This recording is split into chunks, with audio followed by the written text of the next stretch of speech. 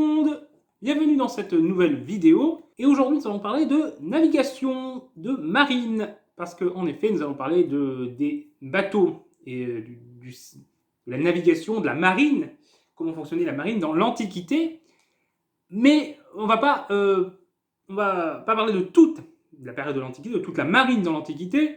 Parce que l'Antiquité c'est 4000 ans d'histoire. Et c'est l'Antiquité européenne, c'est assez vaste. Donc on va se concentrer sur ce que nous on a vu en cours à peu près. Donc c'est déjà les bateaux de type galère, c'est-à-dire c'est des bateaux à voile et à rame, des bateaux assez longs, assez effilés, et qui ont été utilisés de l'Antiquité jusqu'à l'époque moderne. Et ensuite nous allons parler essentiellement de ce qui s'est passé en Méditerranée. Il y a eu des bateaux en dehors de la Méditerranée. Les Vénètes, par exemple, en Gaule, ont eu une flotte, que César a dû d'ailleurs combattre durant la guerre des Gaules. Mais on va se concentrer sur la Méditerranée, donc les galères en Méditerranée, environ vers 1200 avant Jésus-Christ, leur apparition, jusqu'à l'époque romaine. Donc le bateau de type galère, c'est le bateau qui a dominé les flottes méditerranéennes durant toute l'Antiquité, enfin à partir de 1200, parce qu'avant ça n'existait pas encore, et ça a continué donc du coup d'être le bateau le plus utilisé jusqu'à pendant des siècles et des siècles. Durant l'Antiquité, ces galères servaient pour les batailles navales. Et lors de ces batailles, les bateaux cherchaient à s'éperonner. On n'était pas sur de l'abordage, à part quelques exceptions, mais ce qui était le plus utilisé, c'était se foncer dedans. L'auto-tamponneuse, ou plutôt le bateau-tamponneur, c'est-à-dire on prenait un bateau, on fonçait dans le flanc de l'autre bateau, pour lui détruire le flanc, que le bateau coule. Pouf. Et pour cela, ils étaient équipés, les galères d'époque, d'un énorme éperon à l'avant, soit en bois, soit en métal, pour qu'il soit plus dur. Et du coup, à l'arrière, il y avait ce qu'on appelle l'aplustre, qui était du coup une sorte de queue à l'arrière, qui servait de contrepoids pour éviter que le poids de l'éperon à l'avant, surtout s'il était en métal, ne fasse couler le bateau à l'avant.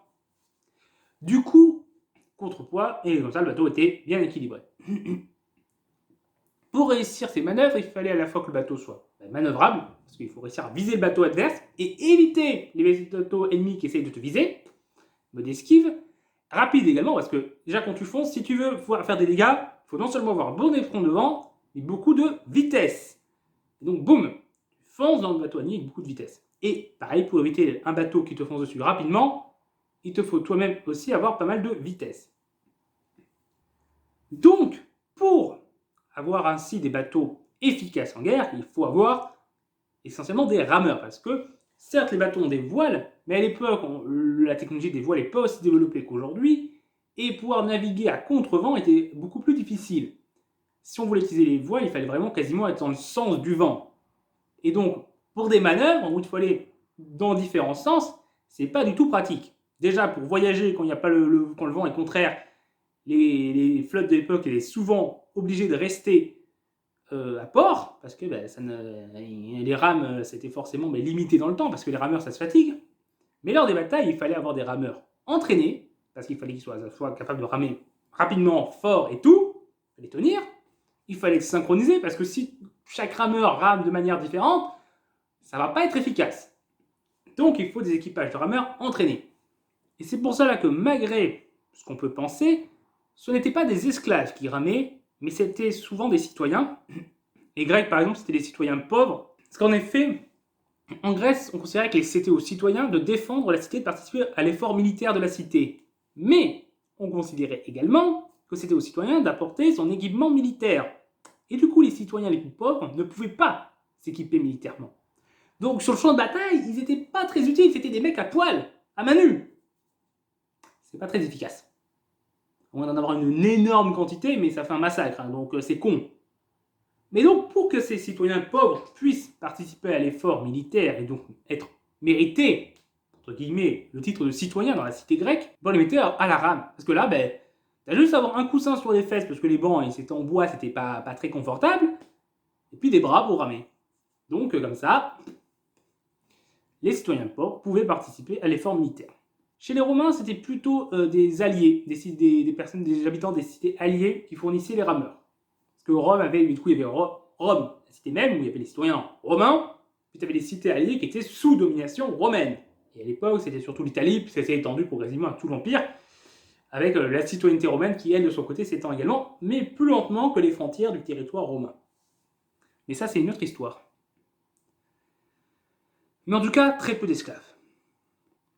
Ensuite, comment connaissons-nous ces flottes-là? À la fois par les sources écrites et par l'archéologie. Mais l'archéologie est limitée parce que l'eau de mer, ça abîme le bois. Surtout à l'époque, c'était du bois de pin qui était souvent utilisé, et le bois de pin ne tient pas très longtemps. Du coup, la plupart des bateaux sont complètement rongés et on n'a pas de traces quand ils sont dans l'eau, dans le mer. Les traces qu'on a, c'est surtout soit quelques bateaux qui ont réussi à être conservés dans le sable, soit c'est des bateaux qui sont restés à terre ou dans de l'eau douce. Mais déjà à l'époque, les bateaux ne duraient que quelques années, et l'hiver, on les sortait de la mer, parce que l'hiver, on ne faisait pas la guerre l'hiver, et on naviguait quasiment pas l'hiver. Donc les bateaux, on les sort et on les met à sec durant l'hiver, pour qu'ils tiennent plus longtemps. Et du coup, la principale source qu'on a, c'est les sources écrites. Avec tous les biais qu'elles peuvent avoir en fonction des auteurs, donc il faut les prendre avec des pincettes. Et donc on a à la fois, pour les périodes plus anciennes, il y a Homère qui par exemple écrit sur les flottes qu'il y avait pendant la guerre de Troie, même si c'est en partie mythologique, on suppose qu'il s'est inspiré de ce qui existait vraiment au niveau flotte. Et après, ça va pour les périodes plus récentes, enfin récentes entre guillemets pour l'Antiquité, on a par exemple Polybe qui a beaucoup écrit sur les guerres puniques, et qui du coup a beaucoup parlé des flottes de l'époque. Ensuite, qui étaient les puissances navales de l'époque? Elles étaient surtout hellénistiques et phéniciennes, puisque c'était vraiment les galères sont apparues en Phénicie et en Grèce, et les autres puissances qui ont été maritimes, ça a été l'Égypte, mais tardivement. L'Égypte n'a pendant longtemps pas été une puissance navale, c'est qu'à l'époque des Lagides, un descendant de Ptolémée, général d'Alexandre le Grand, et donc un hellénistique. Donc il a fallu que l'Égypte soit gouvernée par des hellénistiques, des Grecs, pour qu'elle développe une flotte. Carthage, Carthage c'était une colonie phénicienne, donc si elle était une grande puissance navale, c'est par l'héritage culturel phénicien. L'Empire perse, de son côté, le gros de sa flotte était composé par la flotte phénicienne, parce que la Phénicie faisait partie de l'Empire perse.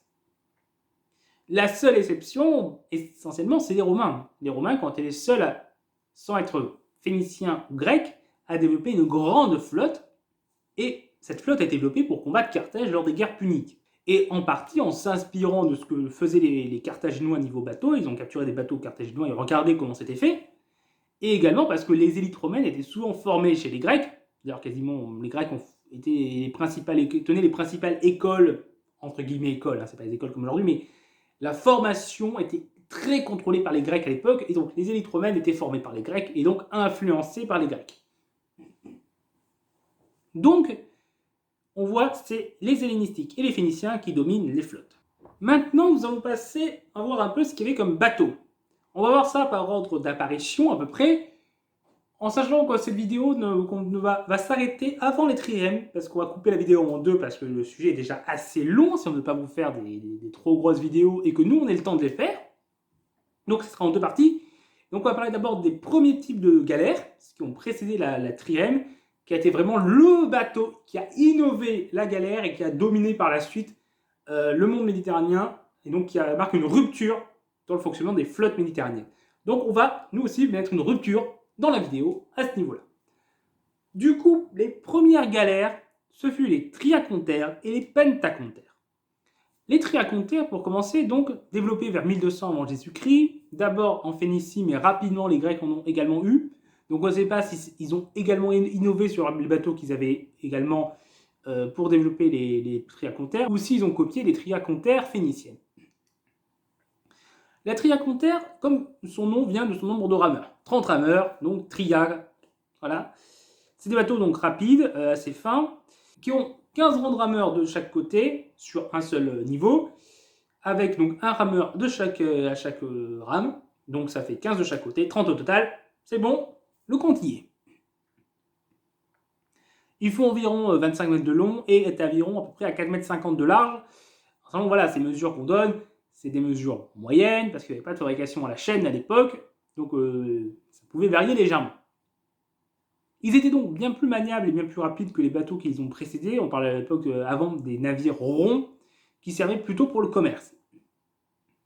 Ensuite, du coup, les pentacontaires.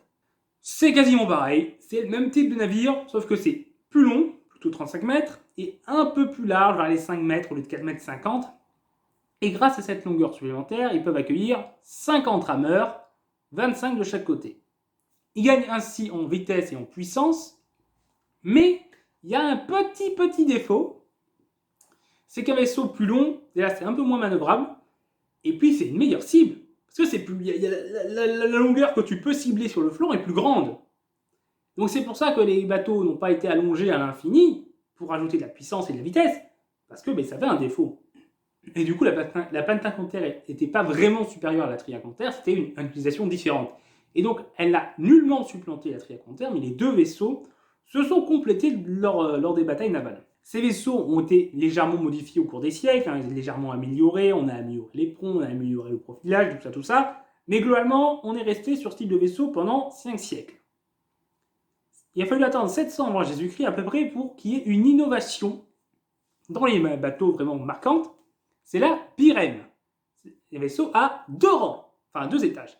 C'est-à-dire qu'avec la même longueur, tu pouvais foutre 2 fois plus de rameurs, puisque tu pouvais mettre par exemple sur une pentacontaire bimaire, 25 rameurs de chaque côté en bas, donc 50, et tu faisais ça pareil au second étage, en décalant juste légèrement les rames entre elles pour pas qu'elles se qu'elles s'entrechoquent. Et tu pouvais avoir ainsi un bateau qui était 2 fois plus puissant et 2 fois plus rapide, sans être tout en étant aussi manœuvrable et en n'étant pas une cible plus grande. Et donc une birème, ça pouvait atteindre ainsi les 100 rameurs et être donc ainsi un vaisseau assez redoutable pour l'époque. Ils ont été développés en Phénicie et en Grèce, sans trop savoir qui a été le premier, si quelqu'un a inspiré l'autre ou si les deux l'ont développé en parallèle. Mais la birème, même si elle était supérieure au bateau précédent, ne va pas s'imposer pour une raison simple, c'est qu'elle va être rapidement supplantée. Parce qu'il va arriver juste après, un siècle après, un nouveau type de navire va apparaître, qui sera une innovation beaucoup plus importante, c'est la trirème, avec 3 rangs de rameurs, et donc plus de vitesse et plus de puissance encore que la birème. Mais nous allons voir comment ils ont fait ça dans la prochaine vidéo. Donc là, c'est terminé. Juste, je préciserai que des birèmes ont également été utilisés plus tardivement, mais c'était sur des formats plus larges. C'était des birèmes larges qui pouvaient ainsi accueillir plusieurs rameurs sur chaque rame. Et donc ainsi avoir plus de rameurs au total. Ça a augmenté le nombre de rangs. Donc ça a été les Romains qui ont utilisé ça de manière plus tardive, par exemple durant l'Empire, mais pas de manière massive. La trirème est vraiment resté le modèle de base qui a dominé les flottes par la suite. Mais comme je l'ai dit, ça sera pour la prochaine vidéo. Donc du coup, j'espère que vous avez aimé cette vidéo, que vous avez appris des choses, histoire d'apprendre. Si c'est le cas, petit pouce bleu, petit commentaire pour dire si vous avez aimé, si vous n'avez pas aimé. Si vous avez des questions, des remarques à faire, faites-vous plaisir. Et vous pouvez vous abonner pour ne pas rater les prochaines vidéos. Et aussi, j'oubliais, vous pouvez partager la vidéo parce que ça aide à nous faire connaître, ça aide à partager le savoir. Donc voilà, écoutez, c'est tout. Au revoir tout le monde.